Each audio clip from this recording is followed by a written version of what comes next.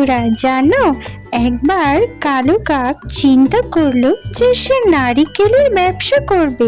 তাই সে নারিকেল গাছ কেনার জন্য একটা নার্সারিতে গেল। সেখানে গিয়ে সে জানতে পারলো ওই নার্সারিতে ম্যাজিক গাছ আছে, যে ম্যাজিক নারিকেল গাছে অনেক অল্প সময়েই নারিকেল হয়। তাই কালো কাক সেখানে নারিকেল কেনার টাকা দিয়ে বাসায় চলে গেল, আর দোকানদার তাকে নারিকেল গাছগুলো পাঠিয়ে দিল।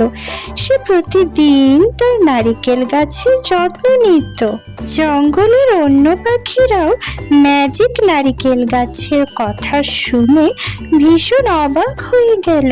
তারা এটা নিয়ে বলা বলি করলো যে ম্যাজিক নারিকেল গাছ আবার কিভাবে হয়, আর অল্প সময়ে নারিকেল গাছে নারিকেলও বা কিভাবে হয়।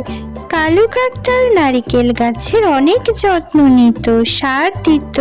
এদিকে কালু কাকের কোনো ঘর ছিল না, তাই তারা বৃষ্টিতে ভিজত, রোদে কষ্ট পেত। কালু কাক চিন্তা করলো নারিকেল বিক্রি করে সে একটি নতুন বাসা তৈরি করবে। একদিন তার নারিকেল গাছ অনেক বড় হলো, আর তাতে প্রচুর নারিকেল হলো। তখন জঙ্গলের অন্য পাখিরা তার নারিকেল কিনলো। হঠাৎ একদিন জঙ্গলে প্রচুর ঝড় বৃষ্টি এবং বন্যা হলো। জঙ্গলের সব পাখিদের বাসা পানিতে ভেসে গেল। তখন সবাই মিলে কালু কাকের ভেসে যাওয়া ডাবের মধ্যে বাসা বানালো। এভাবেই কালু কাকের নারিকেল সবার উপকারে আসলো।